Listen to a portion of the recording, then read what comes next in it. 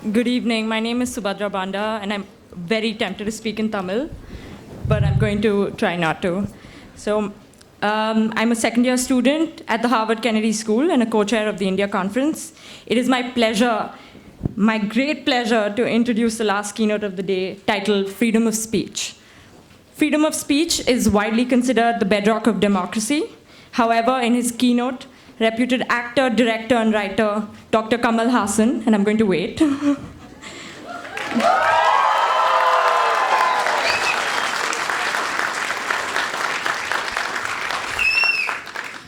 discusses the tenuous relationship between the freedom of speech and democracy.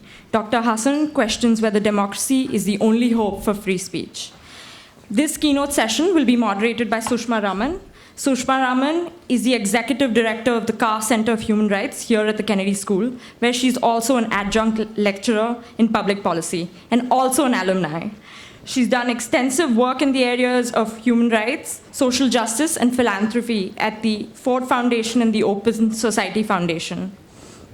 Well, having grown up in a household that watched and rewatched Nayagan and Devar Magan, I take great pleasure in introducing one of the most prominent names in Indian cinema, Dr. Kamal Haasan.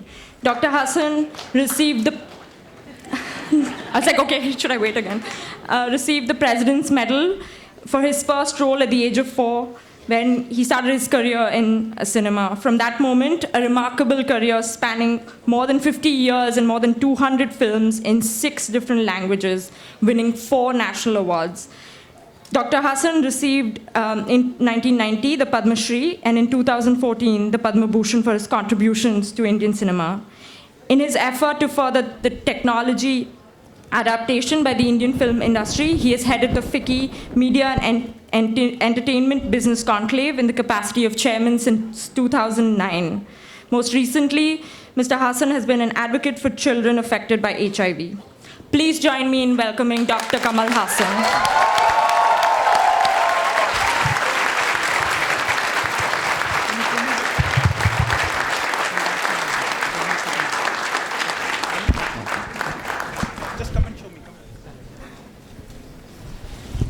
How do I address it?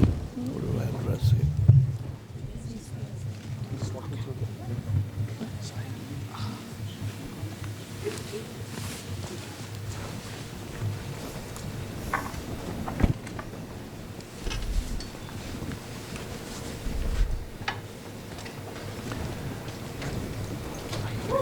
Check. It works. Okay. Ladies and gentlemen, it truly, truly is a pleasure. I'm happy to be here. I wanted to be here. And here I am.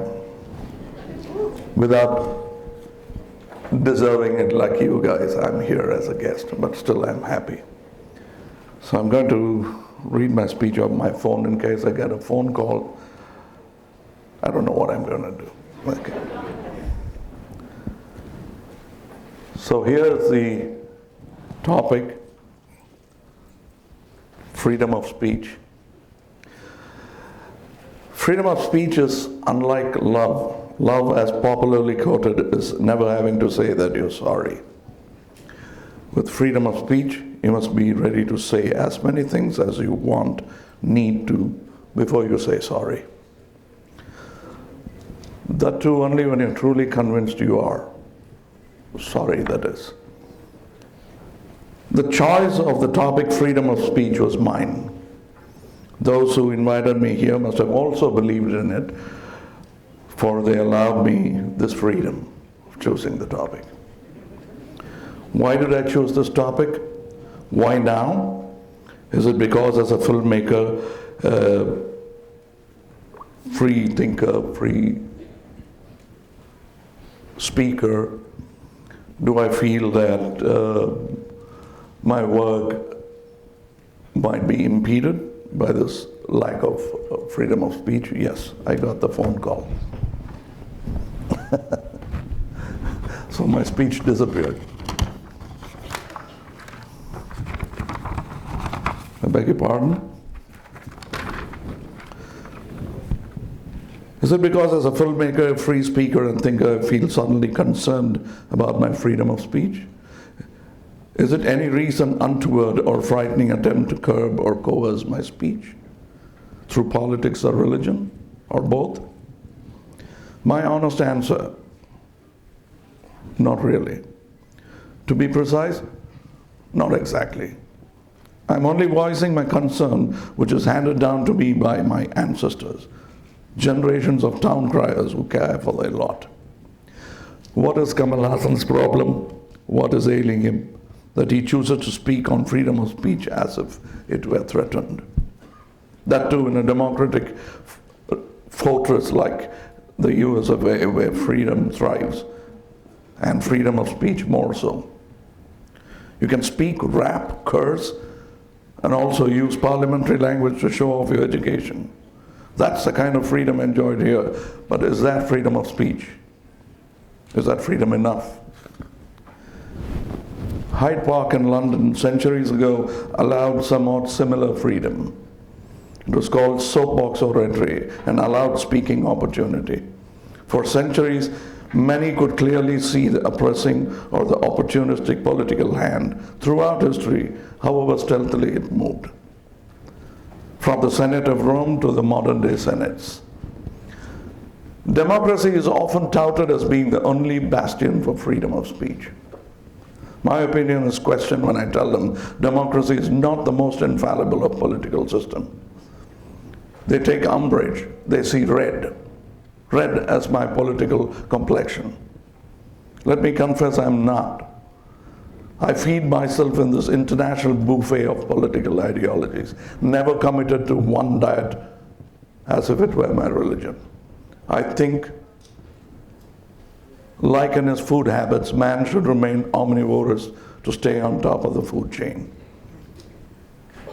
I don't have a religion, yet I shamelessly use some of the rare but finer points from even religion for a better living and harmony. I don't think that either democracy, communism, or fascism, or any other cocktail of isms is going to be the ultimate and final answer for all social maladies. We have in our short 10,000 year period of time experimented with various combinations. It is work in progress. Our society is work in progress.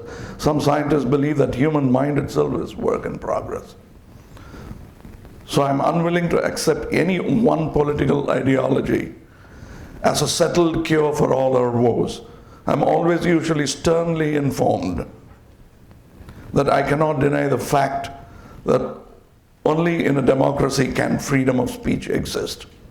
Freedom, unlike money, sir, is not safe once inside a bank locker. It won't safely accrue to be withdrawn for use in times of dire need.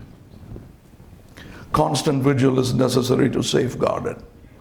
I am part of that large vigilant community that is always on the lookout for subtle political coercion. That's the reason why I'm willingly part of the reform committee in India that is going to recommend a new order of function for the Film Certification Board. A board that surreptitiously tries to censor films and other voices in the name of culture and the state. I'm not here to bash democracy or praise communism or socialism.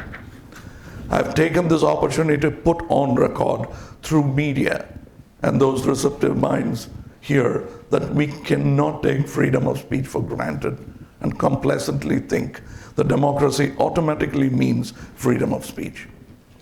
It is only through the offices of democracy that Adolf Hitler rose to power.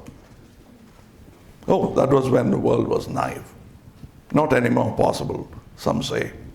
Let's move forward in history, and that too in Indian political history, and you find emergency promulgated and voices silenced in plain sight for the world to see. I'm not taking a dig at my own country. As a matter of fact, I'm proud of the kind of democracy we have managed to practice in spite of the many attempts to abuse it. India is a younger democracy as compared to the century-old democracy practiced in UK and the US of A. Yet, universal suffrage, that is voting rights for citizens of India, came into practice 15 years before it came into practice in the democracy called America.